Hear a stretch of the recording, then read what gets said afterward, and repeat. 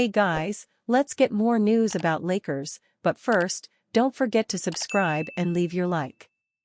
Ronnie 2K teases Bronny James mid-game with his 2K rating. Ronnie 2K is famous for coming up with creative ways to promote the NBA 2K games.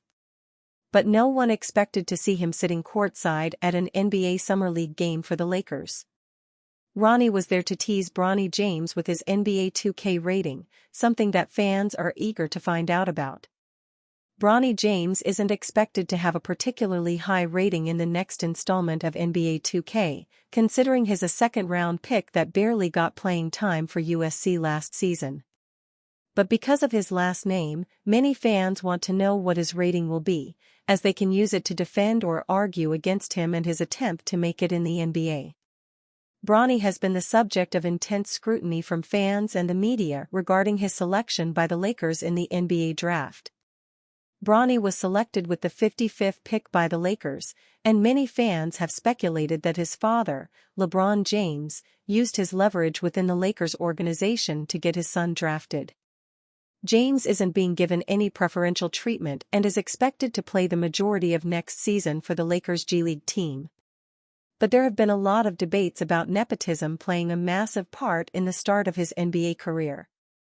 Bronny and his agent, Rich Paul, didn't do this discourse any favors, as they reportedly threatened other teams to not draft him, even going as far as to claim he would play abroad if picked by a team not named the Lakers. But many fans and analysts have made presuppositions about Bronny before they have even seen how he will be used by the Lakers next year. One anonymous NBA executive actually defended the Lakers for drafting Bronny James, claiming that he didn't get a fair chance at USC to show what he could do after his cardiac arrest, and that the Lakers see the right characteristics in him, which is why they used their second-round pick on him. You can't really take much of anything from his season at USC. It was a dysfunctional team, and then he came in late with the protocols he had to go through. I mean, I don't think that 1 year he had is an indication of who he was or what he is, or certainly not what he can be.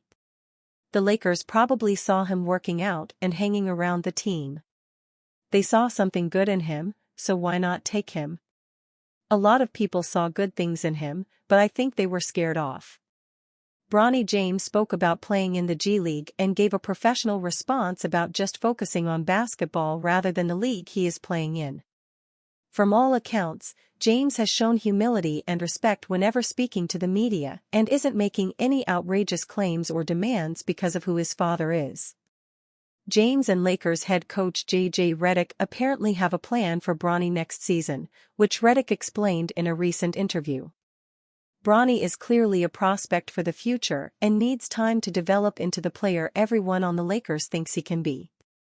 J.J. Redick's eye-opening player comparison for Lakers' Bronny James sparks mixed reactions. The biggest storyline revolving around the Los Angeles Lakers at present is the draft selection of Bronny James. The 6'2" guard is currently seeing action in the Summer League, and it looks like J.J. Redick already has a developmental plan in mind for him. During a recent interview, Redick spoke in detail about molding Bronny into a defensive stopper.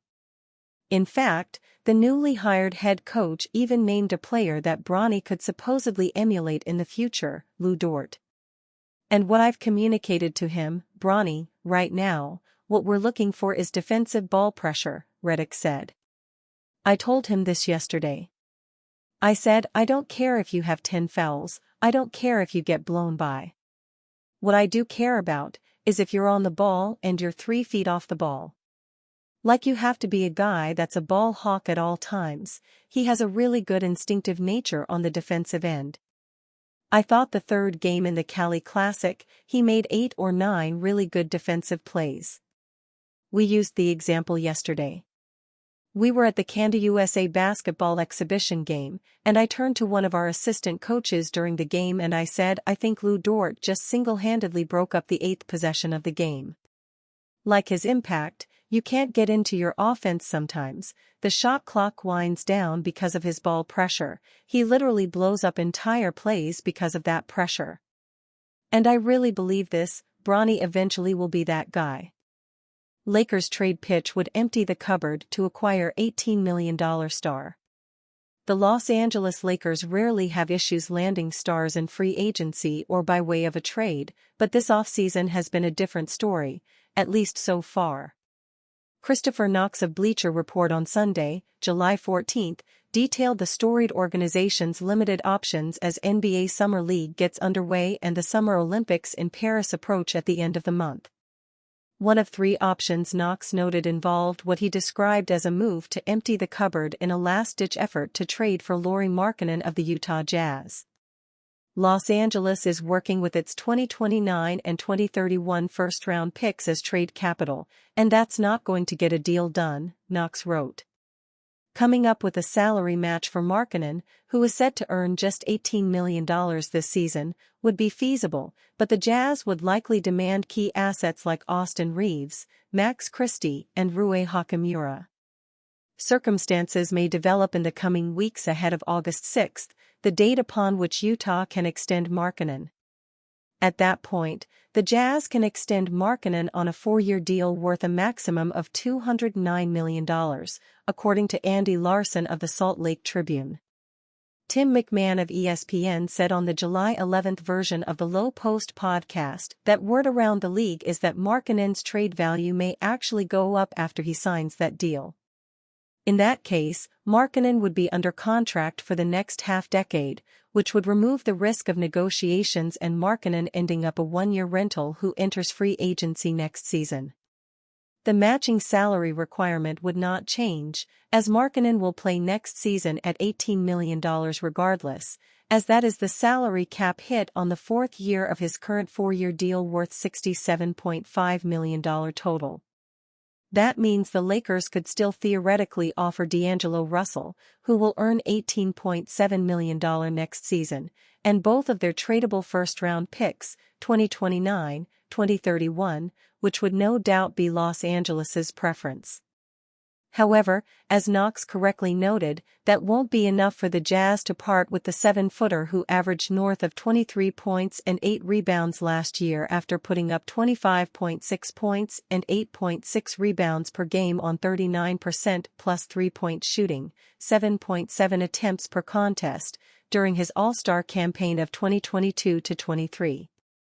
The Lakers aren't willing to trade Reeves, by all accounts the third-best player on their roster behind LeBron James and Anthony Davis, for anything less than an established NBA star. The Lakers, by all indications, are not trying to trade Austin Reeves unless it is an all-star level guy, Jovan Buha of The Athletic reported on June 24. Even then, it seems like it's a legit all-star, not just a fringe all-star type. Markkanen is probably towing the line Buha said LA has drawn in terms of the type of player it is looking for in return for Reeves and its 2 best draft assets of the next 7 years. That said, if the Lakers like Markkanen's fit enough with the rest of the roster, it is a move that could make sense for both sides. And you fan? What do you think of the situation of Lauri Markkanen? Leave your opinion in the comments.